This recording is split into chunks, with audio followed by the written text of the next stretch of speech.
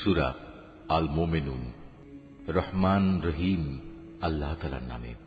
নিঃসন্দেহে সেসব ঈমানদার মানুষরা মুক্তি পেয়ে গেছে যারা নিজেদের নামাজে একান্ত বিনয় অবনত হয়, যারা অর্থহীন বিষয় থেকে বিমুখ থাকে, যারা রীতিমতো যাকাত প্রদান করে, যারা তাদের যৌন অঙ্গসমূহের হেফাজত করে। তবে নিজেদের স্ত্রী কিংবা নিজেদের অধিকারভুক্ত দাসীদের ওপর এই বিধান প্রযোজ্য নয়। এখানে হেফাজত না করার জন্য তারা কিছুতেই নিন্দনীয় হবে না। অতঃপর এ বিধিবদ্ধ উপায় ছাড়া যদি কেউ অন্য কোনো পন্থায় যৌন কামনা চরিতার্থ করতে চায়, তাহলে তারা সীমা লঙ্ঘনকারী বলে বিবেচিত হবে।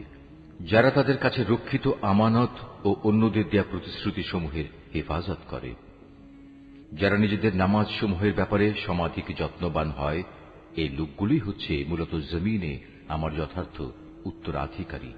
জান্নাতুল ফিরদাউসের উত্তরাধিকারও এরা পাবে, তারা সেখানে চিরকাল থাকবে। হে মানুষ, তোমরা সৃষ্টি প্রক্রিয়াটা লক্ষ্য করো।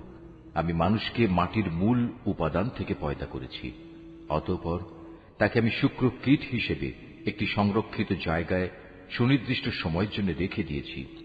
এরপর এই শুক্রবিন্দুকে আমি এক ফোঁটা জমাট রক্তে পরিণত করি, অতঃপর এই জমাট রক্তকে মাংসপিণ্ডে পরিণত করি।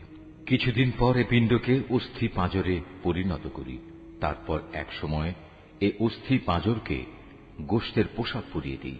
অতঃপর বানানোর প্রক্রিয়া শেষ করে আমি তাকে সম্পূর্ণ ভিন্ন এক সৃষ্টি তথা মানুষ রূপে পয়দা করি। আল্লাহ তাআলা কত উত্তম সৃষ্টিকর্তা, কত নিপুণ তার সৃষ্টি। একটি সুনির্দিষ্ট সময় দুনিয়ায় কাটিয়ে এরপর আবার তোমরা মৃত হয়ে যাও। তারপর কিয়ামতের দিন তোমরা সবাই পুনরুত্থিত হবে। আমি তোমাদের উপর এ ৭ আসমান বানিয়েছি এবং আমি আমার সৃষ্ট সম্পর্কে মোটেই উদাসীন নই। আমি আসমান থেকে পরিমাণ মতো পানি বর্ষণ করেছি এবং তা প্রয়োজন মতো জমিনে সংরক্ষণ করে রেখেছি।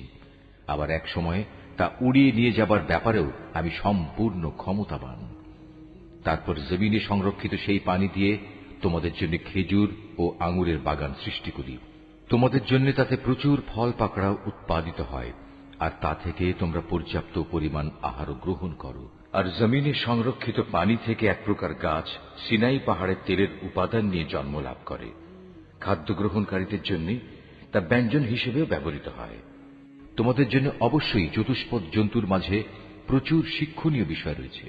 তার পেটের ভেতরে যা কিছু আছে তা থেকে আমি তোমাদের দুধ পান করাই।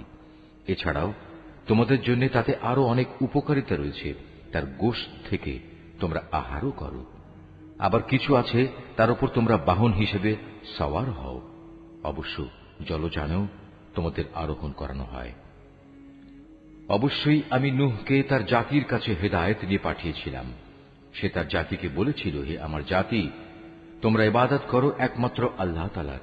তিনি ছাড়া তোমাদের দ্বিতীয় কোনো মাবুদ নেই। তোমরা কি তাকে ভয় করবে না? তখন তার জাতির মোড়লরা, যারা তার আগে থেকে কুফরি করছিল, একথা শুনে অন্যদের বলল, এ ব্যক্তি তো তোমাদের মতো একজন মানুষ। আসলে এ ব্যক্তি তোমাদের উপর নেতৃত্ব করতে চায়। আল্লাহ তাআলা যদি নবী পাঠাতেই চাইতেন তাহলে ফেরেশতাদেরই নবী করে পাঠাতেন।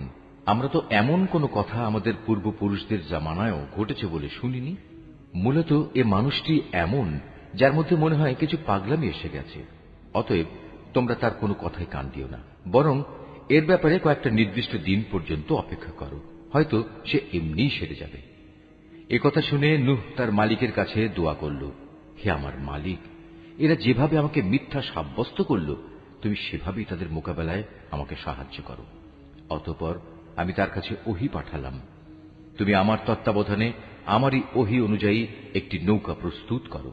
তারপর যখন আমার আযাবের আদেশ আসবে এবং জমিনের চুল্লি প্লাবিত হয়ে যাবে, তখন সব কিছু থেকে এক এক জোড়া নৌকায় উঠিয়ে নাও। তোমার পরিবার পরিজনদের উঠিয়ে নেবে, তবে তাদের মধ্যে যার ব্যাপারে আল্লাহ তাআলা সিদ্ধান্ত এসে গেছে সে ছাড়া। দেখো, যারা জুলুম করেছে তাদের ব্যাপারে আমার কাছে কোনো আরজি পেশ করো না, কেননা মহাপ্লাবনে আজ তারা নিমজ্জিত হবেই। তারপর যখন তুমি এবং তোমার সাথীরা নৌকায় আরোহণ করবে, তখন শুধু বলবে, সমস্ত প্রশংসা আল্লাহ তাআলার জন্য, যিনি আমাদের একটি অত্যাচারী জাতি থেকে উদ্ধার করেছেন। তুমি নৌকায় উঠে বলো, হে আমার মালিক, তুমি আমাকে জমিনের কোথাও বরকতের সাথে নামিয়ে দাও। একমাত্র তুমিই পারো আমাকে শান্তির সাথে কোথাও নামিয়ে দিতে। নিঃসন্দেহে এ কাহিনীর মধ্যে আমার কুদরতের নিদর্শন রয়েছে। তাছাড়া মানুষদের পরীক্ষা তো আমি সব সময়ই নিয়ে থাকি। এদের পরে আমি আর এক জাতিকে পয়দা করেছিলাম, অতঃপর তাদেরই একজনকে তাদের কাছে নবী করে পাঠিয়েছি, যার দাওয়াত ছিল, হে আমার জাতি, তোমরা এক আল্লাহ তাআলারই ইবাদত করো, তিনি ছাড়া তোমাদের আর কোনো মাবুদ নেই। তোমরা নূহের জাতির ভয়াবহ আযাব দেখেও কি সাবধান হবে না? নবীর কথা শুনে তার জাতির নেতৃস্থানীয় লোকজন, যারা আল্লাহকে অস্বীকার করেছে, মিথ্যা সাব্যস্ত করেছে, পরকালে আল্লাহ তাআলার সাথে সাক্ষাতের বিষয়টিকে, সর্বোপরি যাদের আমি দুনিয়ার জীবনে প্রচুর ভোগ সামগ্রী দিয়ে রেখেছিলাম, তারা অন্য লোকদের বলল, এ ব্যক্তিটি তোমাদের মতো মানুষ ছাড়া অন্য কিছু নয়। তোমরা যা খাও সেও তা খায়, তোমরা যা কিছু পান করো সেও তা পান করে। এমত অবস্থায় তোমরা যদি তোমাদেরই মতো একজন মানুষকে নবী মনে করে তার কথা মেনে চলো, তাহলে তোমরা অবশ্যই ক্ষতিগ্রস্ত হবে। ব্যক্তিটি কি তোমাদের সাথে এই ওয়াদা করেছে যে তোমরা যখন মরে যাবে, যখন তোমরা মাটি ও হাড্ডিতে পরিণত হয়ে যাবে, তখন তোমাদের সবাইকে কবর থেকে আবার উঠিয়ে আনা হবে? আসলে এই যে বিষয়টি যা দিয়ে তোমাদের সাথে এ ওয়াদা করা হচ্ছে, এটা মানুষের বৈষয়িক বুদ্ধি থেকে অনেক দূরে এবং ধরা ছোঁয়ারও অনেক বাইরে। তারা বলল, কিসের আবার পুনরুত্থান?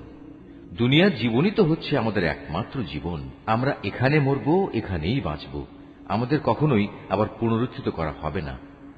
নবুয়তের দাবিদার এ ব্যক্তিটি হচ্ছে এমন এক মানুষ যে এসব কথা দ্বারা আল্লাহর উপর মিথ্যা অপবাদ দিচ্ছে। আমরা তার উপর ঈমান আনব না। এদের মিথ্যাচার দেখে সে নবী আল্লাহ তাআলার কাছে দোয়া চাইল এবং বলল, হে আমার মালিক, তুমি এদের মিথ্যার মোকাবেলায় আমাকে সাহায্য করো। আল্লাহ তাআলা বললেন, হ্যাঁ, তুমি ভেবো না, অচিরেই এরা নিজেদের কর্মকাণ্ডের জন্য অনুতপ্ত হবে। অতঃপর সত্যি সত্যি একদিন আমার এক মহাতাণ্ডব এসে তাদের উপর মরণ আঘাত আনল এবং আমি মুহূর্তের মধ্যে তাদের সবাইকে তরঙ্গ তাড়িত আবর্জনার স্তূপ সদৃশ্য বস্তুতে পরিণত করে দিলাম। অতঃপর সবাই বলে উঠল, আল্লাহর গজব নাজিল হোক জালিম সম্প্রদায়ের উপর। আমি তাদের ধ্বংসের পর আরো অনেক জাতিকেই সৃষ্টি করেছি। কোন জাতি তার দুনিয়ার বাঁচার নির্দিষ্ট কাল যেমন ত্বরান্বিত করতে পারেনি, তেমনি সময় এসে গেলে তা কেউ বিলম্বিত করতে পারেনি। অতঃপর দুনিয়ার জাতিসমূহের কাছে আমি একের পর এক রসুল পাঠিয়েছি। যখনই কোন জাতির কাছে তার প্রতি পাঠানো আমার রসুল এসেছে, তখনই তাকে তারা মিথ্যাবাদী বলেছে। অতঃপর আমিও ধ্বংস করার জন্য তাদের এক একজনকে এক একজনের পেছনে ক্রমিক নম্বর লাগিয়ে দিয়েছি। এভাবেই আমি তাদের একদিন ইতিহাসের কাহিনীর বিষয়েও পরিণত করেছি। বিধ্বংস হোক সে জাতি যারা আল্লাহ তাআলার উপর ঈমান আনেনি। তারপর আমি এক সময় আমার আয়াতসমূহ ও সুস্পষ্ট দলিল প্রমাণ দিয়ে মূসা এবং তার ভাই হারুনকে পাঠিয়েছি। তাদের আমি পাঠিয়েছি ফেরাউন ও তার পারিষদদের কাছে, কিন্তু তারা তাদের মেনে নেয়ার বদলে অহংকার করল। তারা ছিল স্পষ্টত একটি নাফরমান জাতি। তারা বলতে লাগল, আমরা কি এমন দুজন মানুষের উপর ঈমান আনব যারা আমাদের মতোই মানুষ, অপরদিকে তাদের জাতীয় হচ্ছে আমাদের সেবাদাস? তারা তাদের উভয়কে মিথ্যাবাদী বলল। ফল এই দাঁড়ালো, তারা ধ্বংসপ্রাপ্ত মানুষদের দলভুক্ত হয়ে গেল। আমি মূসাকে আমার কিতাব দান করেছি যেন লোকেরা তা থেকে হিদায়াত লাভ করতে পারে। এভাবেই আমি মারিয়াম পুত্র ঈসা ও তার মাকে আমার কুদরতের নিদর্শন বানিয়েছি এবং তাদের এক নিরাপদ ও প্রশ্রবণ বিশিষ্ট উচ্চ ভূমিতে আমি আশ্রয় দিয়েছি। হে আমার রাসূলরা, তোমরা পাক পবিত্র জিনিসসমূহ খাও, হামেশা নেক আমল করো, কেননা তোমরা যা কিছু করো সে সম্পর্কে আমি সবিশেষ অবহিত আছি। এই যে তোমাদের জাতি, তা কিন্তু দিনের বন্ধনে একই জাতি, আর আমি হচ্ছি তোমাদের একমাত্র মালিক। অতএব তোমরা আমাকেই ভয় করো। কিন্তু লোকেরা নিজেদের মাঝে এ মৌলিক বিষয়টাকে বহুধা বিভক্ত করে দিয়েছে, আর প্রত্যেক দলের কাছে যা কিছু আছে তা নিয়েই তারা পরিতুষ্ট। অতএব হে নবী, তুমি তাদের একটা সুনির্দিষ্ট সময়ের জন্য নিজ নিজ বিভ্রান্তিতে পড়ে থাকার জন্য ছেড়ে দাও। তারা কি এটা ধরে নিয়েছে আমি তাদের যে ধন সম্পদ ও সন্তান সন্ততি দিয়ে সাহায্য করছি এবং তার অর্থ এই যে আমি সব সময় তাদের জন্য সকল প্রকার কল্যাণ ত্বরান্বিত করে যাব? না, আসলে তা নয়। কিন্তু এরা তো সে সম্পর্কে কিছুই বোঝে না। যারা নিজেদের মালিকের ভয়ে সদা ভীত সন্ত্রস্ত থাকে, যারা তাদের মালিকের নাজিল করা আয়াতসমূহের উপর ঈমান আনে, যারা তাদের মালিকের মালিকানার সাথে অন্য কাউকে শরীক করে না, যারা তার পথে যা কিছু দিতে পারে মুক্ত হস্তে দান করে, তারপরেও তাদের মন ভীত কম্পিত থাকে, তাদের একদিন তাদের মালিকের কাছে ফিরে যেতে হবে। সত্যিকার অর্থে এরাই হচ্ছে সেসব মানুষ যারা নেকির কাজে সদা তৎপর, উপরন্তু তারা সবার চাইতে অগ্রগামীও। আমি কারো উপরই তার সাধ্যাত্মিক বোঝা চাপাই না। প্রত্যেক মানুষের আমল সংক্রান্ত একটি গ্রন্থ আমার কাছে সংরক্ষিত আছে, যা তাদের অবস্থা ঠিক ঠিক বলে দেবে। আর এই ব্যবস্থাপনায় তাদের উপর কোনো জুলুম করা হবে না, বরং তাদের অন্তর এ বিষয়ে আঁধারে আচ্ছন্ন হয়ে আছে। এছাড়াও তাদের জীবনে আরো বহুতর খারাপ কাজ আছে যা তারা সব সময় করে থাকে। এরা এসব কাজ থেকে কখনো ফিরে আসে না যতক্ষণ না আমি তাদের ঐশ্বর্যশীল লোকদের শাস্তি দ্বারা আঘাত করি। তখন তারা সাথে সাথেই আর্তনাদ করে ওঠে। তখন বলা হবে, আজ আর আর্তনাদ করো না, তোমাদের আমার পক্ষ থেকে কোনো সাহায্য করা হবে না। যখন আমার আয়াতসমূহ তোমাদের সামনে পড়ে পড়ে শোনানো হতো, তখন তোমরা আমার নবীদের আওয়াজ শোনা মাত্রই উল্টো দিকে সরে পড়তে নেহায়েত দম্ভ পরে নিজেদের মজলিসে গিয়ে অর্থহীন গল্পগুজব জুড়ে দিতে। এরা এই কালাম কোরআনের উপর কি চিন্তা ভাবনা করে না? কিংবা তাদের কাছে নতুন কিছু একটা এসেছে যা তাদের বাপ দাদাদের কাছে আসেনি?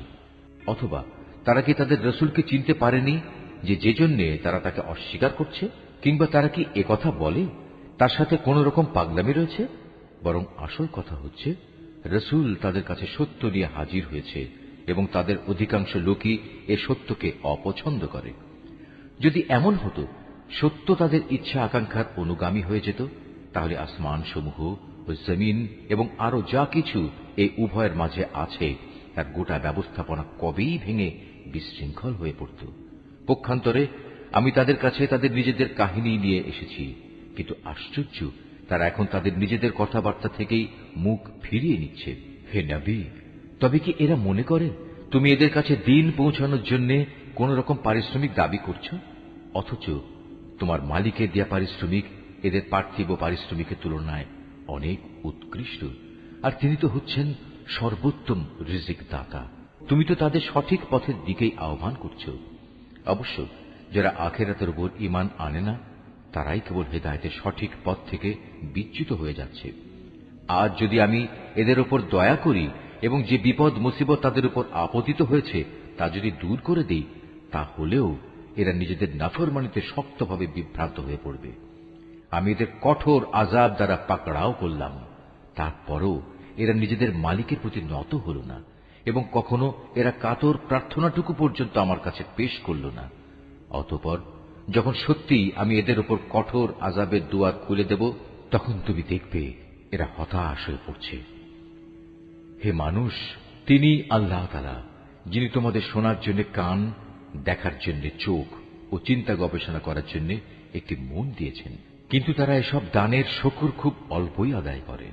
তিনি তোমাদের সৃষ্টি করে জমিনে তোমাদের বংশ বিস্তার করে চারিদিকে ছড়িয়ে রেখেছেন।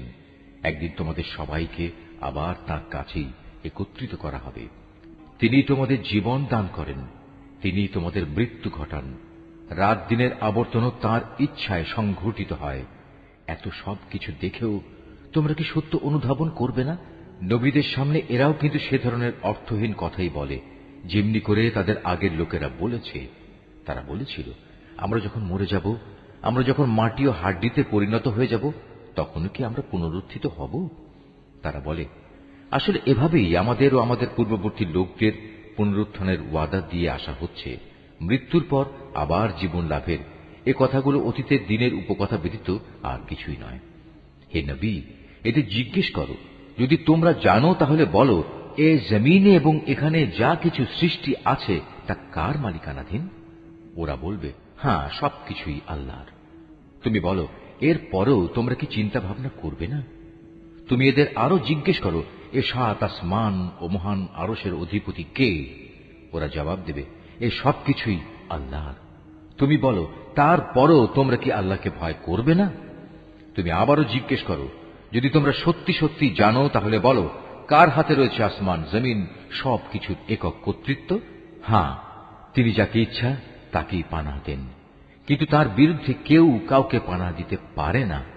ওরা আবারও সাথে সাথে বলবে, হ্যাঁ, মহান আল্লাহ তাআলার। তুমি বলো, এ সত্ত্বেও তোমরা কেমন করে বিভ্রান্ত হচ্ছ? আসলে আমি তো সত্য কথা এদের কাছে পৌঁছে দিয়েছিলাম, কিন্তু এরা সবাই মিথ্যাবাদী। আল্লাহ তাআলা কাউকেই সন্তান হিসেবে গ্রহণ করেননি, না তার সাথে অন্য কোনো মাবুদ রয়েছে। যদি তার সাথে অন্য কোনো মাবুদ থাকত, তাহলে প্রত্যেক মাবুদ নিজ নিজ সৃষ্টি দিয়ে আলাদা হয়ে যেত, এবং এ মাবুদরা একে অন্যের উপর প্রাধান্য বিস্তার করতে চাইত।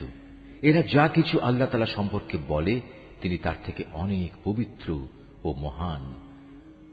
উপস্থিত অনুপস্থিত সব কিছুর সম্মুখ ওয়াকেফাল তিনি। সুতরাং এরা আল্লাহ তাআলার সাথে অন্যদের যেভাবে শরীক করে, তিনি তার চাইতে অনেক পবিত্র।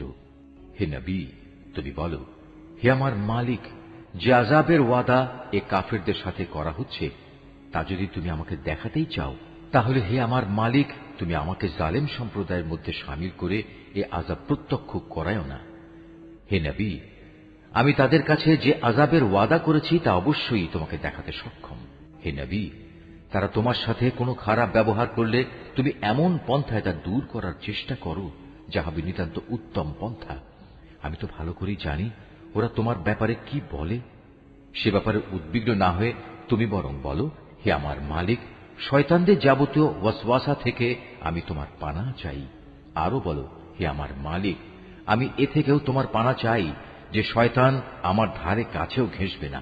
এমনকি এ অবস্থায় যখন এদের কারো মৃত্যু এসে হাজির হবে, তখন সে বলবে, হে আমার মালিক, তুমি আমাকে আরেকবার পৃথিবীতে ফেরত পাঠাও, যাতে করে সেখানে গিয়ে এমন কিছু নেক কাজ আমি করে আসতে পারি যা আমি আগে ছেড়ে এসেছি। তখন বলা হবে, না, তার কখনো হবার নয়। মূলত সেটা হচ্ছে এক অসম্ভব কথা, যা সে শুধু বলার জন্যই বলবে। এই মৃত ব্যক্তিদের সামনে একটি যবনিকা তাদের আড়াল করে রাখবে সেদিন পর্যন্ত, যেদিন তারা কবর থেকে পুনরুত্থিত হবে। অতঃপর যেদিন সিঙায় ফু দেয়া হবে, সেদিন মানুষ এমনই দিশেহারা হয়ে পড়বে যে তাদের মধ্যে আত্মীয়তার বন্ধন বলতে কিছুই অবশিষ্ট থাকবে না। না তারা একজন আরেকজনকে কিছু একটা জিজ্ঞেস করতে যাবে। অতএব সেদিন যাদের নেকির পাল্লা ভারী হবে, তারাই হবে সেসব মানুষ যারা মুক্তিপ্রাপ্ত। আর যাদের নেকির পাল্লা হালকা হবে, তারা হবে সেসব ব্যর্থ মানুষ যারা নিজেদের জীবন মিথ্যার পিছনে বিনষ্ট করে দিয়েছে। তারা জাহান্নামে থাকবে চিরকাল। জাহান্নামের আগুন তাদের মুখমণ্ডল জ্বালিয়ে দেবে, তাতে তাদের চেহারা জ্বলে বিভৎস হয়ে যাবে। তাদের যখন জিজ্ঞেস করা হবে, এমন অবস্থা কি হয়নি যে আমার আয়াতসমূহ তোমাদের সামনে পড়ে শোনানো হয়েছিল এবং তোমরা তা অস্বীকার করেছিলে? তারা বলবে, হে আমাদের মালিক, আমাদের দুর্ভাগ্য চারিদিক থেকে আমাদের ঘিরে ধরেছিল এবং নিশ্চয়ই আমরা ছিলাম গোমরাহ সম্প্রদায়। হে আমাদের মালিক, তুমি আজ আমাদের এই আগুন থেকে বের করে নাও। আমরা যদি দ্বিতীয়বারও দুনিয়ায় ফিরে গিয়ে সীমা লঙ্ঘন করি, তাহলে অবশ্যই আমরা জালেম হিসেবে পরিগণিত হব। আল্লাহ তাআলা বলবেন, তোমরা অপমানিত হয়ে সেখানে পড়ে থাকো, আজ কোনো কথাই আমাকে বলো না। অবশ্যই আমার বান্দাদের মধ্যে একদল এমনও আছে যারা বলতো, হে আমাদের মালিক, আমরা তোমার উপর ঈমান এনেছি, অতএব তুমি আমাদের দোষ ত্রুটিসমূহ মাফ করে দাও। তুমি আমাদের উপর দয়া করো, তুমি হচ্ছ দয়ালুদের মধ্যে সর্বোৎকৃষ্ট দয়ালু। অতঃপর তোমরা তাদের উপহাসের বস্তু বানিয়ে রেখেছিলে, এমনকি তা তোমাদের আমার স্মরণ পর্যন্ত ভুলিয়ে দিয়েছে। আর তোমরা তো তাদের নিয়ে হাসি তামাশাই করতে। তাদের সে ধৈর্যের কারণেই আজ আমি তাদের এই প্রতিফল দিলাম। মূলত তারাই হচ্ছে সত্যিকার অর্থে সফল মানুষ। আল্লাহ তাআলা বলবেন, বলতো তোমরা পৃথিবীতে কত বছর কাটিয়ে এসেছ? তারা বলবে, আমরা সেখানে অবস্থান করেছিলাম একদিন কিংবা একদিনের কিছু অংশ। তুমি না হয় তাদের কাছে জিজ্ঞেস করো যারা হিসাব রেখেছে। আল্লাহ তাআলা বলবেন, আসলে তোমরা পৃথিবীতে খুব সামান্য সময়ই কাটিয়ে এসেছ। কত ভালো হতো যদি তোমরা এই কথাটা ভালো করে জানতে। তোমরা কি সত্যি সত্যি এটা ধরে নিয়েছ আমি তোমাদের এমনিই অনর্থক পয়দা করেছি এবং তোমাদের কখনোই আমার কাছে ফিরে আসতে হবে না? না, তা কখনো নয়। মহিমান্বিত আল্লাহ তাআলা, তিনি সব কিছুর যথার্থ মালিক। তিনি ছাড়া আর কোনো মাবুদ নেই। সম্মানিত আরশের একক অধিপতিও তিনি। অতএব যে ব্যক্তি আল্লাহ তাআলাকে বাদ দিয়ে অন্য কোনো মাবুদকে ডাকে, তার কাছে যার জন্য কোন রকম সনদ নেই, সে যেন জেনে রাখে তার হিসাব তার মালিকের কাছে যথার্থই মজুদ আছে। সেদিন তারা কোনো অবস্থায় সফল কাম হবে না যারা তাকে অস্বীকার করেছে। হে নবী, তুমি বলো, হে আমার মালিক, তুমি আমায় ক্ষমা করো, কেননা তুমি হচ্ছ দয়ালুদের মধ্যে সর্বোৎকৃষ্ট।